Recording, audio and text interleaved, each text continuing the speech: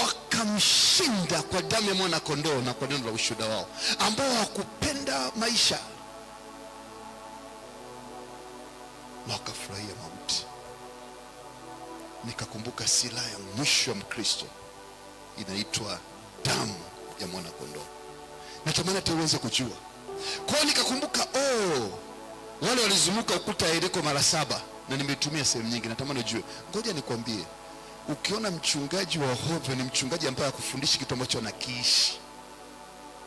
Tutakuwa tunaongea theolojia, lakini tukifundishana ambao ni uhalisia wa maandiko katika maisha yetu, tunaongea neno la Mungu. Kwa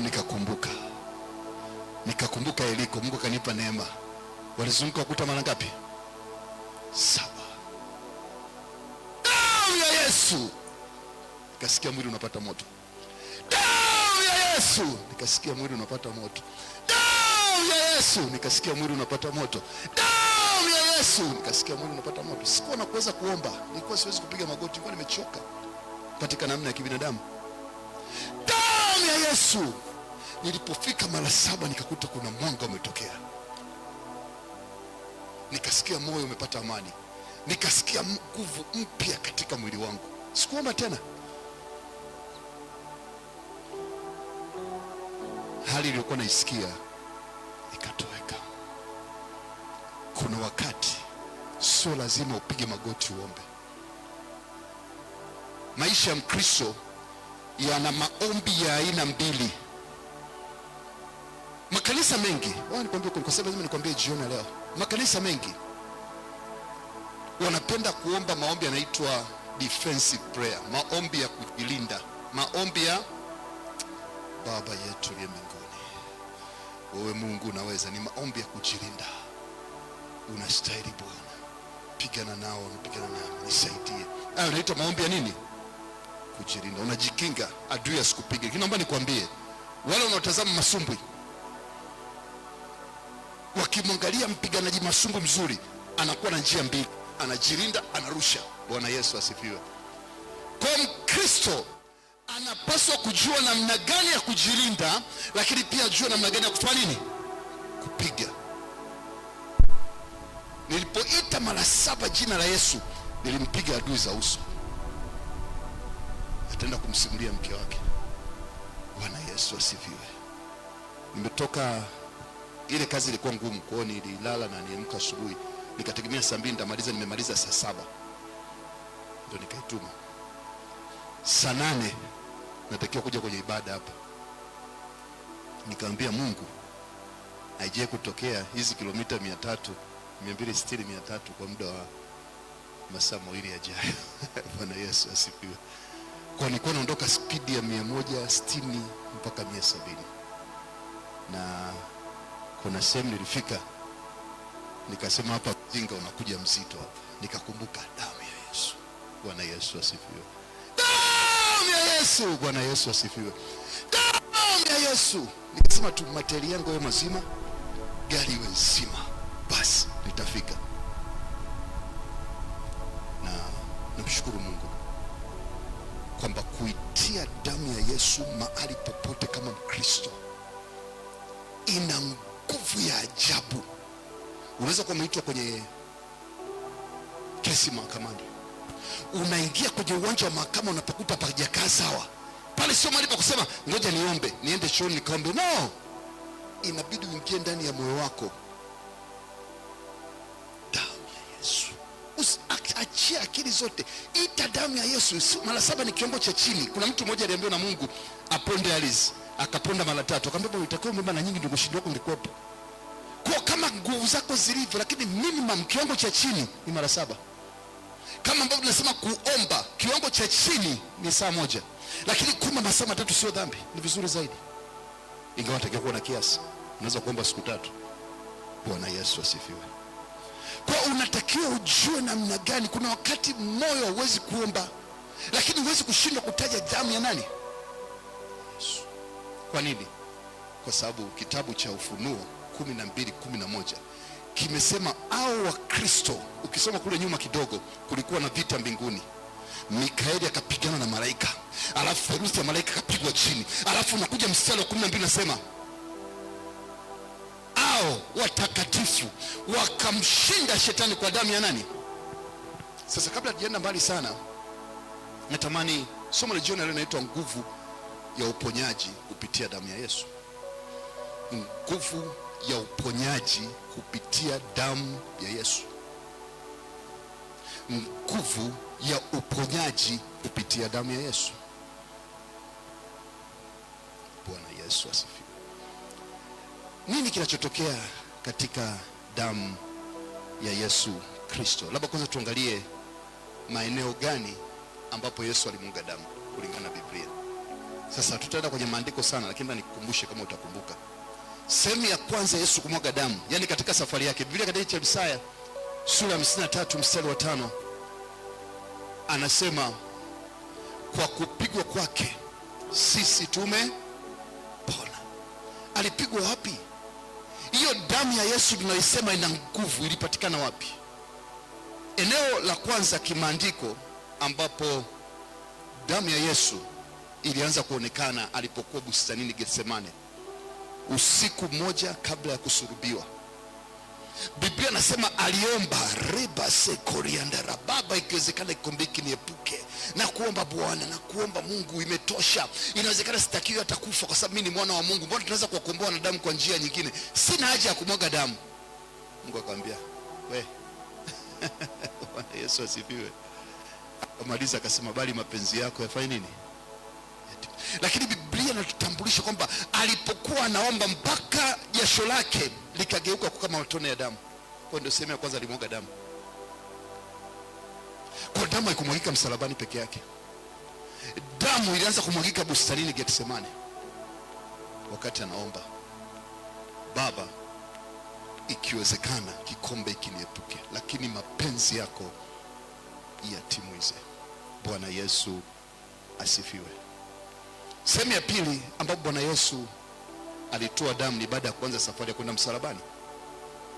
Na cha kwanza, alipigwa usoni na yule askari baada ya kuwa amesema yeye ni mwana wa Mungu. Alipopigwa, damu ikaanza kumwagika usoni. Ilikuwa kipigo sio kidogo. Hiyo ilikuwa ni sehemu kubwa ya pili.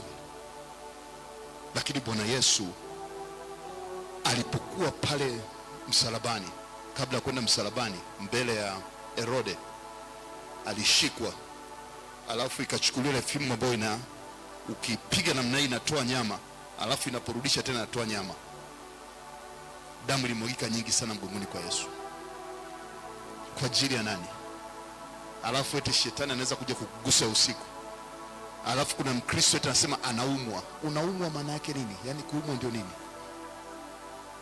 Kama huyu mwana wa Mungu aliteseka maumivu makali namna ile, akatoa ile damu kwa ajili yangu, mimi natoaje damu? Nilikwambia siku moja kuna watu wanasema wanashiriki mateso ya Yesu. Sio Biblia, ni utapeli. Hakuna kitu kama hicho. Yesu alimaliza yote pale msalabani.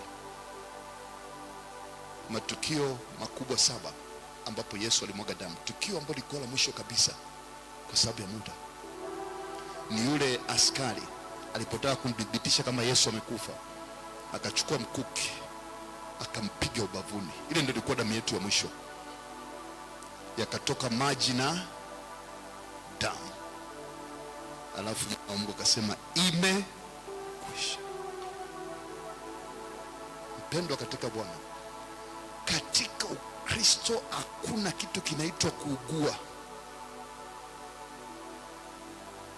Ukiwa na imani ya kuugua unakuwa mgonjwa katika yote. Lakini kama unatembea na Mungu sawa sana kitabu cha Kutoka 23:25-26, nitayaondoa magonjwa katikati yako. Magonjwa sio sehemu ya urithi wako.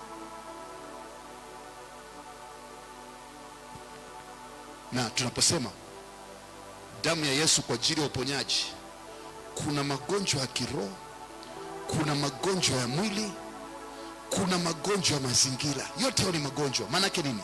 Hali yoyote ambayo inakwenda kinyume na vile Mungu alivyokuwa amekusudia ni ugonjwa. Ndio maana nimeingia hotelini nikagundua kuna ugonjwa. sikupaswa kuona chumba kizito. Ina maana kuna nguvu nyingine inafanya kazi, au mtu aliyekuwa pale alikuwa mtemi fulani wa kiroho katika ulimwengu wa giza.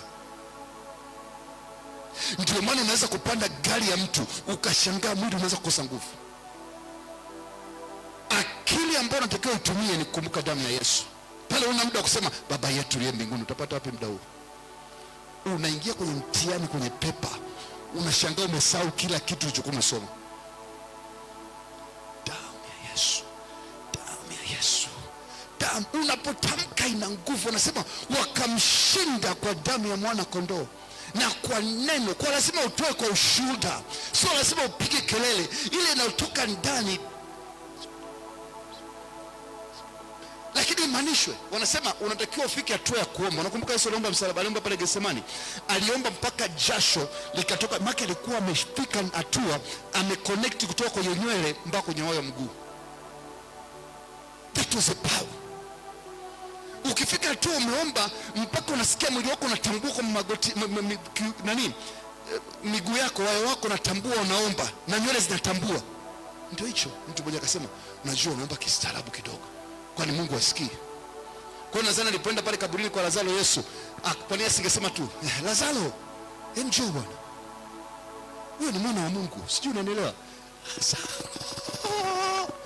Come out. Kuna nguvu katika kuthibitishia hali yako ya ndani na nje kwamba kuna Mungu ambaye anamtumikia. Sasa ukae na hekima tu, kwa sababu mtu mwingine anaweza kuingia kwenye mkutano au sehemu ambayo ameitwa sehemu akaanza kuita damu ya Yesu, watakushughulikia. Bwana Yesu asifiwe. Unahitaji hekima katika kila hatua ambayo unaifanya. Sasa twende, hiyo damu ya Yesu ina kitu gani? Kwa mambo 7 ambayo damu ya Yesu imeyafanya katika maisha ya Mkristo aliyeokoka. Kuna nini ambacho hiyo inaitwa damu ya Yesu imeleta katika maisha ya Mkristo wa kawaida kabisa? Kuna kitu gani kilichotokea ambacho damu ya Yesu imefanya jambo kubwa la tofauti katika maisha? Sasa kumbuka sana hivi vitu. Kwa nini nasema hivi? Kwa sababu hiyo ndio nguvu ya Ukristo. Huo ndio ujanja wa mjini. Kwa sababu watu wanajua wanaenda kanisani kuomba, lakini kumbe una mbinu za mfukoni pia. Kuna mambo yanahitaji kwamba ufundishwe kanisani, ukae kanisani kuomba. Kuna mambo unajua tu namna kuita ile damu. Huwa naweza kukaa sehemu, nimekutana na watu, najua watu ni watemi katika maeneo haya, tunaongea nao. Nikiangalia mazingira najua ngoma imenishinda hapa. Unajua kuna vita vya kupigana bila kuongea. Bwana Yesu asifiwe. Unakutana na mtu unapambana naye, lakini wewe uongee chochote, inabidi umwachie Mungu aongee mwenyewe. Alafu unashangaa mwenyewe anajibaraguza, anaanza kutoa mpaka siri ambazo hakutakiwa kuongea. Sasa ili uweze kutembea katika hatua kama hiyo, umeitwa kwenye kesi, labda umegombana na mtu mkubwa au mtu mzito au mtu fulani au jirani fulani, alafu badala ya kuwa na kielele cha kusema nitakuonyesha, jifunze kukaa kimya. Ndani ukai kimya hivi, unaitia damu ya Yesu. Damu ya Yesu tawala mahali hapa. Damu ya Yesu fudika mahali hapa. Damu ya Yesu. Tulia. Anasema Bwana atawapigania, nyinyi mtanyamaza kimya. Ukijifunza namna ya kutembea hivyo, utakumbuka Yesu alivyotuambia. Akasema na watuma kama kondoo katikati ya mbwa mwitu. Akatupa sifa 2 tu. Akasema kuweni wapole kama ua, lakini wajanja kama. Ukristo sio kunyamaa. Ukristo ni mbinu za vita, na vita vishindi kwa kupigana peke yake. Kuna mikakati na mbinu ambayo unaweza kutumia kushinda. Ndio maana Yesu akasema, nilipokuwa napita katika mji wa Yerusalemu, sio kwamba wote, kwamba mwanamke alikuwa anatoka damu ni mmoja. No, walikuwa wengi, lakini aliweza kuponywa ni mmoja. Sio kwamba kuna watu wachache ambao walikuwa wanaumwa kifafa, lakini aliweza kuponywa ni huyu. Kwa nini? Kwa sababu alijiungamanisha na nguvu. Kuna namna ya kwenda, sio hivi. Kwa cha kwanza, damu ya Yesu inafanya nini? Damu ya Yesu imetuletea ukombozi. Kitabu cha Wakolosai sura ya kwanza mstari ule wa 7 wa Efeso samani, wa Efeso sura ya kwanza ule mstari wa 7. Damu ya Yesu imeleta ukombozi kutoka katika vifungo vya aina yote vya shetani. Anasema katika yeye huyo tunao ukombozi wetu, msamaha wa dhambi sawa sawa na wingi wa rehema zake. Ndani ya Yesu Kristo, kupitia ile damu iliyomwagika, imekuletea ukombozi. Lakini aishi kwenye ukombozi, Biblia naona haitoshi, inakwambia tunao ukombozi wetu 2, msamaha wa dhambi 3, wingi wa neema. Sio jambo moja peke yake. Unampokea Yesu, sio lugha ya kwamba mimi Bwana Yesu na kuamini, ni kwamba unapokea ukombozi kinyume cha shetani. Lakini shetani, unajua, nisikize kwa makini, hiki tunashaka kukwambia tena, nishuke hapa kidogo, tuone taratibu. Mnakumbuka safari ya wana wa Israeli kutoka nchi ya Kanani kwenda kwenye nchi ya ahadi? Bwana Yesu asifiwe. Kule Kanani kulikuwa na mtu kule Misri, kulikuwa na mkuu wa Misri, alikuwa anaitwa nani? Farao. Kibiblia, kwa Agano Jipya, Farao ni nani? Shetani. Ina maana sisi wote tulikuwa chini ya Farao kwenye utumwa. Na kule kwa shetani, shetani ni bwana mbaya, kwa sababu kazi yake ni kutumikisha kwenye dhambi, kutumikisha kwenye magonjwa, kutumikisha kwenye matatizo, kutumikisha kwenye shida, kutumikisha kwenye mafarakano, kutumikisha katika maumivu. Ndio Waisraeli wakaongezewa na mzigo mkubwa, wakawa wanatumikishwa, ndio wanauai, ndio wanakaa, lakini maumivu makubwa. Siku Waisraeli wameamua kusema nimeokoka sasa, Farao aliwaachia. Bwana Yesu asifiwe. Farao aliwaachia. Nini kilitokea? Alianza kuwafuatilia. Kwa shetani hawezi kuacha Mkristo mpaka Yesu arudi kutoka mbinguni. Hakuna siku utasema sasa nimepumzika mpaka tutakapoenda kwa Baba. Vingine kwa ina maana kwenda kwa Baba. Hii vita inaendelea. Kwa walipoanza kutoka, na ndivyo shetani anavyofanya, atakufuata mpaka kwenye kona. Unashangaa ulikuwa na kazi imeisha, ulikuwa na pesa zimeisha, ulikuwa na madeni yamekuwa mengi zaidi, ulikuwa na tabu fulani katika ndoa, unashangaa ndoa ndio imezidisha tabu, na huku unaendelea kumtumikia Mungu. Ndivyo ilivyokuwa kwa wana wa Israeli. Wakafika sehemu mbaya inaitwa bahari ya Shamu. Shetani aliendelea kuwafuata mpaka bahari ya Shamu. Kila mtu aliokoka mundana na bahari yake ya Shamu. Wengine bahari zao za Shamu ni kukosa ajira, wengine bahari zao za Shamu ni kufeli katika mambo fulani, wengine katika bahari zao za Shamu ni kufika hatua ambapo magonjwa ambao hawezi kupona. Lakini tunaona kwenye maandiko Mungu anamtuma mtu ambaye anawakomboa na Israeli. Alikuwa anaitwa nani? Musa. Kwa kimaandiko ina maana Yesu Kristo ndo nani? Musa wetu. Sasa tunatakiwa tuna mahusiano gani na Yesu Kristo? Walipofika katika bahari ya Shamu, Waisraeli badala ya kuiangalia bahari ya Shamu wakamgeukia Musa. Wakati unapofika kwenye matatizo, badala ya kuangalia tatizo lako, badala ya kuwa kama Petro ambaye alikuwa kwenye maji anaangalia maji pembeni, ya kupasa umwangalie huyo ambaye amekuita. Damu ya Yesu. Mungu akamwambia Musa piga maji. Wakavuka bahari ya Shamu. Naomba nikwambie, aliyekudanganya kwamba katika Ukristo hakuna vikwazo ni Mungu. Aliyekwambia kwamba Ukristo ni kupumzika amekudanganya. Ukristo ni vita. Safari ya wana wa Israeli baada ya kufika bahari ya Shamu, wakakutana na ukuta wa Yeriko, wakakutana na mto Jordan, kifo. Bahati mbaya, riba sekori ya naraba. Bahati mbaya, 98% ya watu walioanza safari kutoka nchi ya Kanani kwenda kutoka nchi ya Misri kwenda nchi ya Kanani walikufa njiani. Walifika watu 3 tu: Joshua, karibu na Musa naye aliishia njiani na kuiona ile nchi, aliona kwa mbali. Wengine wote waliishi. Ndio safari yetu ya mbinguni. Ndio maana kuna watu katika vita na safari ile njiani walianza kumpinga Musa. Kuna watu watakwambia Yesu unamsema wewe, na sisi ni Yesu. Leo tunayaona kwenye mitandao. Kuna wachungaji wengi katika bara letu la Afrika wamefika hatua mpaka wamevaa taji, wamefika hatua mpaka wanasema sisi ni miungu na sisi tunaweza. Watatokea, lakini kuwa na akili, sio Yesu huyo. Yesu alisema kuna watu watakuja watajiita Yesu huyu. Kuwa makini, kamata Yesu unamjua. Mateso aliyopitia utapitia pia. Kuna wakati walikuta na magonjwa, ilibidi wamwangalie nyoka. Kama wangekaa kwenye yale magonjwa wangeondoka. Na ndivyo ilikuwa. Cha kwanza Yesu alikuja kutoa, amekuja kutuletea ukombozi. Ametutoa kwenye utumwa wa shetani.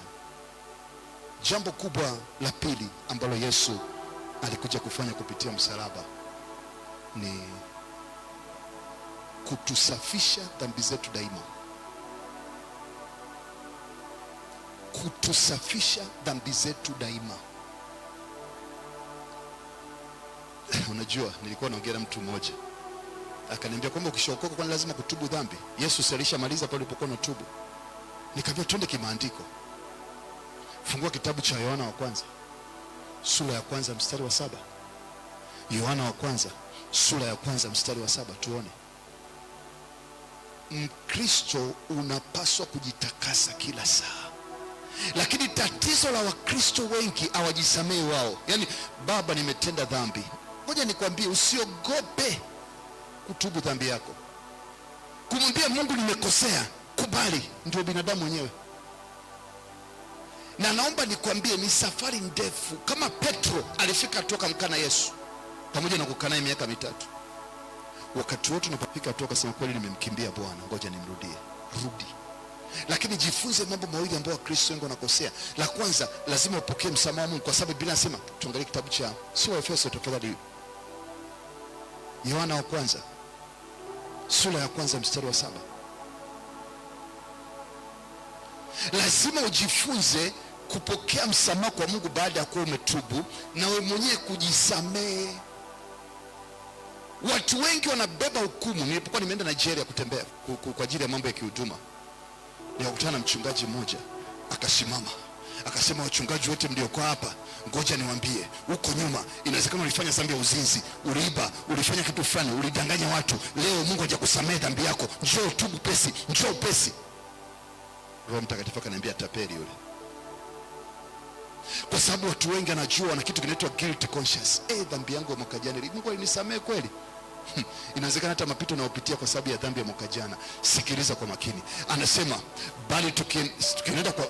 bali tukienenda nuruni kama ilivyo katika nuru, tuashirikiana sisi kwa sisi, na damu ya mwana wake yatusafisha na dhambi zetu zote. Twende mbele. Tukisema kwamba hatuna dhambi, tunafanya nini? Anasema wala kweli haimo ndani mwetu. Na asemi kwa ajili ya watu ambao hawajaokoka, anaongea na watu waliookoka. Tuendelee. Anasema tukiziungama dhambi zetu, yeye ni mwaminifu na wake, na atuondolee dhambi zetu na kutusafisha na udhalimu wote.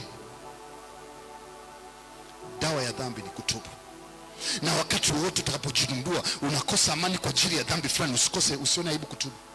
Na naomba ujifunze, baada ya kutubu jisamehe na wewe. Kuna watu wanakuja kumwona mchungaji. Unajua mchungaji, historia yangu ni ndefu. Kuna watu wanapenda kutana studio. Unajua mimi nilikuwa nacheza disco. Nilikuwa kule baa kule, ndo kazi yangu kujirusha kwenye ile kamba inapanda juu na shuka na zunguka, wanaume wananizunguka. Lakini Mungu ameniokoa. Kwa nini nakumbusha mambo hayo? Inakuwaje unachukua mavi ya zamani? Yalishaoza. Chooni ukishafurashi choo, hakuna mtu anaenda kwenye shimo la choo kule unataka kuangalia choo kimekaaje.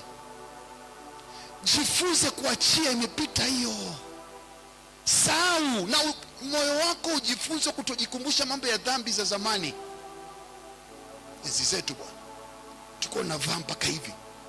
tunakuwa na mademu 20, sijui tunakuwa na pombe tunakunywa mpaka zinapitikisa. Ya nini hayo? Wakati wa kuyaongea mambo yaliyokufa ni ujinga wale ya juu.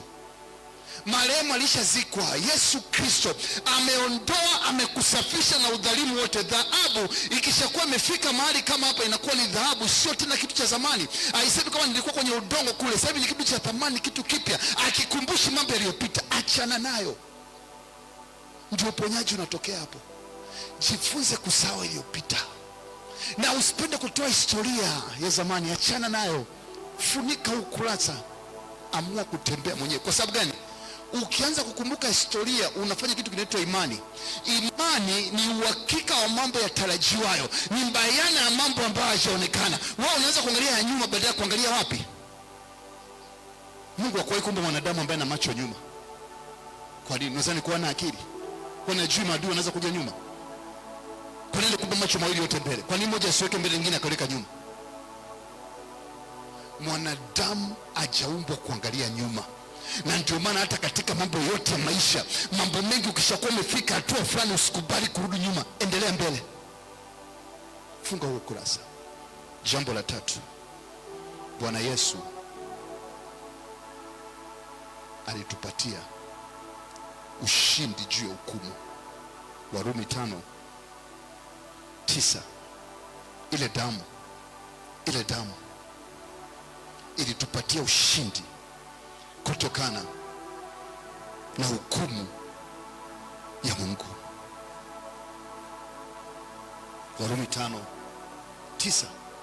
Basi zaidi sana tukiisha kuhesabiwa haki katika damu yake, rabo sekoria na raba, tukaokolewa na ghadhabu yake yeye. Ngoja nikwambie, hata wakati utakapokuwa umeitwa na dhambi au umekamatwa na dhambi au katika maisha ambayo ni magumu, unapoita damu ya Yesu, Mungu anainuka mbinguni. Malaika wanaposikia inaitwa damu ya Yesu, naomba nikwambie kuna maelfu ya malaika wapo hata hapa. Wanapoisikia damu ya Yesu, malaika wanainuka kwa ajili ya kufanya support. Jifunze kujua ndani ya damu hii Mungu anaweza kutuangalia kama watoto wake. Ndio maana dini zote nyingine, ukisoma katika dini mbalimbali, dini pekee inamuita Mungu ni Baba ni ya Kikristo. Tunasema Mwenyezi Mungu, tunasema mwingi wa rehema. Sisi tunamjua ni nani? Baba akimwona mtoto amechafuka, sio anamwacha. Anapoikumbuka damu ya Yesu, anakushika mkono, anamuita Roho Mtakatifu, unapokea hukumu, unatakaswa.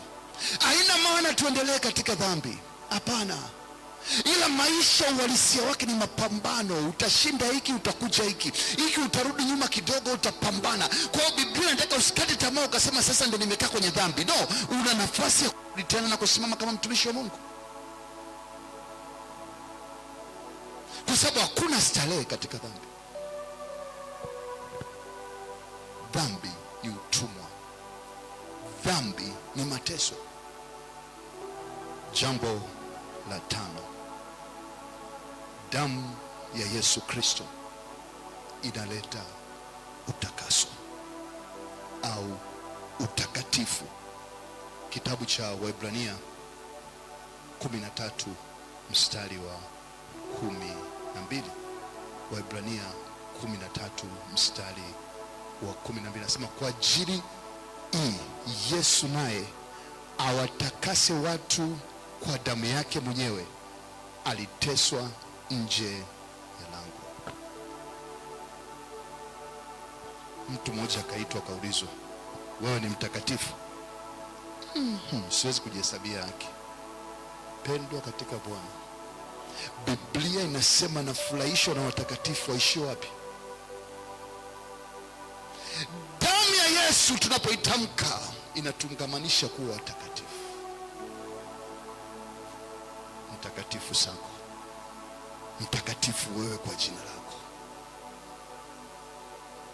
Bila mashaka naomba uondoe mashaka. Ndio maana Biblia inasema kwamba hatukupewa roho ya uoga, bali roho ya nguvu, roho ya ujasiri na roho ya upendo, kwa sababu ndani ya hiyo damu tunapewa neema. Jambo la mwisho, tunaweza kuangalia yote 7 lakini ngoja tuangalie 5 leo.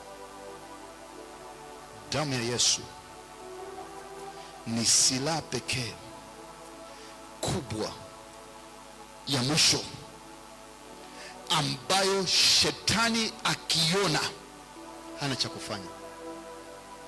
Kitabu cha Ufunuo sura ya 12 mstari wa 11. Wana wa Israeli walipokuwa wanatoka nchi ya Misri, Mungu amewaruhusu watoke. Usiku ule wa kutoka, wakachukua damu, wakachinja kondoo, wakanyunyiza kwenye milango, wakanyunyiza kwenye milango, wakanyunyiza kwenye milango. Ndio maana nawaambia watu, wakati mwingine mafuta unabadilisha kwa damu, sio dhambi, ni imani. Ndio maana imani haina sayansi, imani haina common sense. Imani ni uamuzi wako ndani yako wewe, kwamba unakubali kitu gani kwa sana ile jambo. Unapobadilisha maji ya kunywa kuwa damu ya Yesu, ina nguvu. Mara nyingi unapopitia katika magonjwa mazito, siku zote unapokunywa, unapokula chakula hiki, ni damu ya Yesu. Maji haya ni damu ya Yesu. Ni chakula hiki ni mwili wa Yesu. Maji haya ni damu ya Yesu. Kwa nini natumia mstari gani kusema hivyo? Kitabu cha Kutoka sura ya 23 mstari wa 25 na 26 inaongea kitu hicho. Twende Kutoka 23 25 kwa 26 ili tumalizie pale, ili tuingie katika ibada ya meza ya Bwana sasa. Kutoka 23 25 na 26. Sikiliza kwa makini. Anasema, nanyi mtamtumikia Bwana, nanyi mtakuwa mmeokoka, nanyi mtakuwa mmemjua Bwana Yesu. Unakumbuka wakati Musa anawaambia wana Israeli, anamwambia Farao, naomba waruhusu wana Israeli watoke. Alimwambiaje? Watoke waende wapi? Wakafanya nini? Wakamtumikie Mungu jangwani. Ndio ilikuwa sababu. Leo Mungu amekutoa katika shetani, sasa anataka ukae ndani. Leo umeamua kuja kanisani, nikupongeze, kwa sababu ndio mwanzo wa nguvu. Uwezi kuwa unapoianga tunategemea nguvu ya Mungu ifanye kazi katika maisha yako. Tatumia muda mrefu sana. 80% kutokana na muda ambao nimekuwa katika huduma, ya watu ambao wanakutana na matatizo magumu mpaka inabidi waombe misaada, hawaombi. Hawajui hata kutumia damu ya Yesu. Hawahudhuria hata kanisani. Wanachukua, unajua kuna watu wameumbwa kiushikaji, kila kitu ni ushikaji. Bwana Yesu asifiwe. Anasema, nitakuwa mwaminifu kwa yeye aliye mwaminifu. Nitakuwa na upendo kwa yeye aliye upendo. Nitakuwa na nguvu kwa yeye anahitaji nguvu kwangu. Anasema, nanyi mtamtumikia Bwana Mungu wetu, naye atakibariki chakula chako. Baba, nabadilisha chakula hichi kuwa damu ya Yesu. Usipende kula tu hivi hivi, usiwe na haraka ya kula. Baba, nabadilisha chakula kuwa mwili wa Yesu, nabadilisha maji haya kuwa damu ya Yesu. Kazi ya mwili ni kwamba kwa kupigwa kwake mimi nimepona. Kama kuna kiungo kibaya ndani yangu, kama kuna tatizo katika mwili wangu, kama kuna afya ambayo imechanganuka katika mwili wangu, naomba kupitia maji haya, kupitia chakula hiki ipate kupona. Damu kazi yake nini? Damu ni agano. Agano la nini? Kutimilizwa kwa ahadi za Mungu juu ya maisha yako. Kwa anasema, ukishafanya hivyo, utakapotumia mwili na damu ya Yesu katika maisha yako, anasema nitakuondolea ugonjwa kati yako. Mpendwa katika Bwana, kupona magonjwa sio hatua ya mwisho. Kupona magonjwa ni tabia ya Mkristo ya kila siku. Mafua yatakuja, kifua kitakuja, lakini kwa sababu umeamua kuitia damu ya Yesu vitapita. Na baadaye utatengeneza nguvu katika mwili wako, hayatafanya kitu chochote katika maisha yako. Turudi pale tukimalizia sasa kitabu cha Ufunuo 12 mstari wa 11 tunapomalizia jioni leo kwenda kwenye maombi. Anasema, nao wakamshinda kwa damu ya mwana kondoo na kwa neno la ushuhuda wao. leo.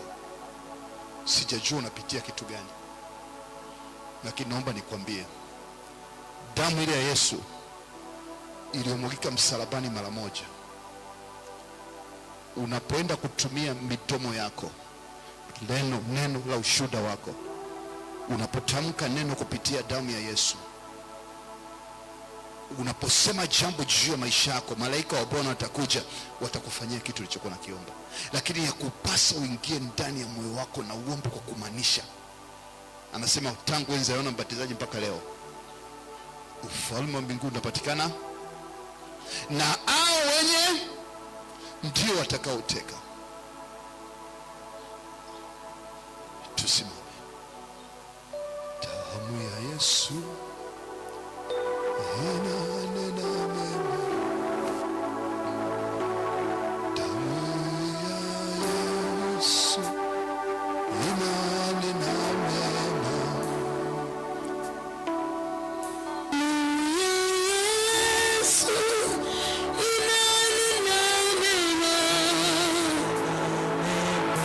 damu ya Yesu inanena mema,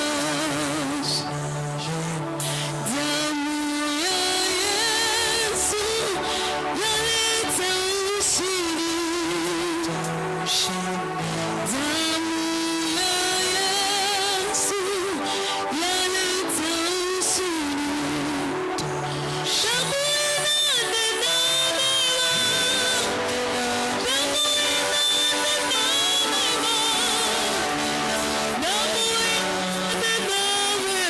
sikia neno lako.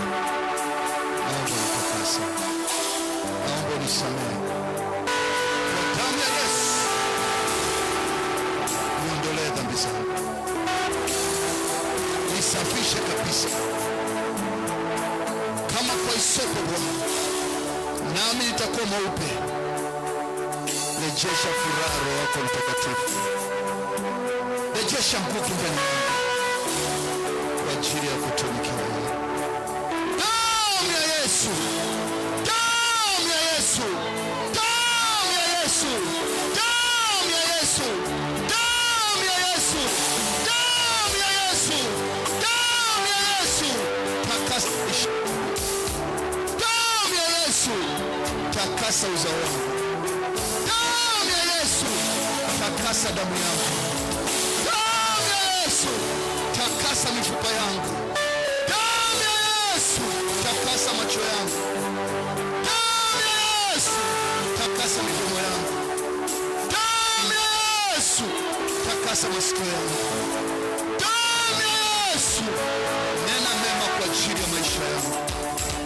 Damu ya Yesu, natembea katika ulimwengu wa roho, ile damu ya uponyaji ambayo Yesu alimwaga ninasafiri Bwana, ninaomba Bwana, hiyo damu ya uzima ninaipaka mwilini mwako sasa kwa imani, kwa jina la Yesu.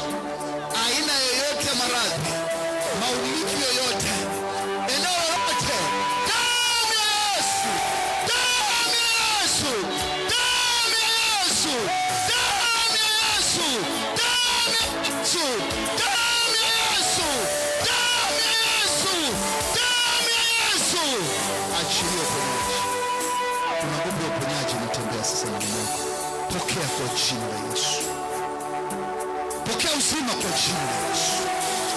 Kiarobo sekorienda baba. Mekarienda rabo shakori. Hemeza karienda rabo shakori. Sema baba yangu, mwaka 2026 umenipa neema ya kuwepo. Ninakushukuru. Lakini kwa miaka mingi maisha yangu yamekuwa kama nabangaiza dhambi za miaka mitatu iliyopita mpaka leo naendelea kufanya. Narudi nyuma, naenda mbele kila siku. Nimechoka. Jioni leo Baba, kwa jina la Yesu naitia damu ya Yesu, damu ya Yesu, damu ya Yesu, damu ya Yesu, damu ya Yesu, damu ya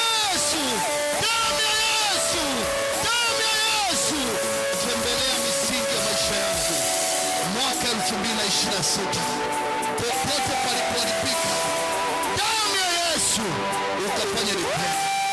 Kuanzia leo ninakataa shetani, ninakataa dhambi, ninakataa tabia za kishetani, nakataa tabia za dhambi, roho ya kukata tamaa, roho ya kurudi nyuma, roho ya kuchoka. Achia maisha yangu, mimi ni mtoto wa Mungu. Damu ya Yesu nena mema kwa maisha yangu. Damu ya Yesu nena mema kwa maisha yangu. Damu ya Yesu nena mema kwa maisha yangu. Damu ya Yesu angamiza uovu wa nyumba baba yangu. Damu ya Yesu angamiza uovu wa nyumba mama yangu. Zile tabia zilifanya mama yangu akapotea, baba yangu akapotea, Baba ninaomba kama zimechukua nafasi yoyote katika damu yangu au katika mwili wangu, leo kwa Yesu safishika, safishika katika jina la Yesu. Baba ninasafiri kwenye ulimwengu wa roho. Baba ninasafiri kwenye ulimwengu wa roho. Ninakwenda juu sana kwenye magara ambao adui ameficha hazina ambazo amenipia kwa miaka mingi. Kama wana wa Israeli walipokuwa wanatoka nchi ya Misri, wakaenda kwa Wamisri, wakawaambia leteni dhahabu, leteni fedha, kokote kule katika ulimwengu wa roho ambako nyota yangu imeibiwa, leo kwa jina la Yesu naagiza moto. Damu ya Yesu, damu ya Yesu, rejesha baraka zangu, rejesha afya yangu, rejesha maisha yangu, rejesha utajiri wangu, rejesha michongo yangu, rejesha baraka zangu katika jina la Yesu. Kitu chochote ambacho kimefunika nyota yangu leo ninarejesha mara 7, ninarejesha mara 7, ninarejesha mara 7. Baba ninasafiri katika ulimwengu wa roho, ninaenda kwenye malango ya adui.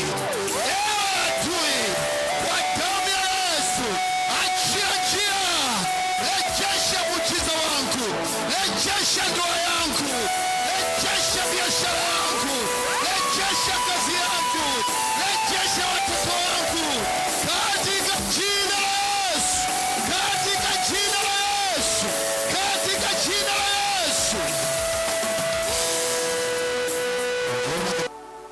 Niliwapa nyinyi ya kuwa Bwana Yesu usiku ule aliotolewa alitoa mkate na kisha kushukuru akaumega, akasema, huu ndio mwili wangu ulio kwa ajili yenu, fanyeni hivi kwa ukumbusho wangu. Mstari wa 25. Na bibi baada ya kukula akakitoa kikombe akisema, kikombe hiki ni agano jipya katika damu yangu, fanyeni hivi kila mnywapo kwa ukumbusho wangu. Mpendwa katika Bwana, usithubutu kutembea na agano la kale. Unapoenda kushiriki damu, unatakiwa kuambiwa ukumbuke agano lako ni kwamba damu inafanya nini kwenye maisha yako, mambo 7. Jua leo inakutokea katika jina la Yesu. Leo tunaenda kutimiliza amri ya Bwana ambaye na yeye yupo katikati yetu, kulithibitisha neno kwa ishara na maajabu. Kama uliingia na maradhi yote, virusi vya aina yote, baada ya meza hii ya Bwana itakuwa mwisho katika jina la Yesu. Naomba uchukue hatua ya imani. Unapotoka kwenye kiti chako unakuja kuchukua meza ya Bwana, naomba zile hatua unazotembea, kumbuka unaenda kuchukua nini. Usitembee kama mtu wa dini tu, kama unaenda Kariakoo au sijui Majengo. Tembea kama mtu unajielewa. Tembea step moja na unaenda kwa tafakari, ukombozi wangu, uzima wangu, amani yangu, ushindi wangu, uponyaji wangu, baraka zangu. Tembea kwa ushindi, njoo chukua kwa ushindi, kwa imani. Usifanye na upendo wa Mungu Baba ushirika mtamu wa Roho Mtakatifu uwe nasi sote sasa na hata milele.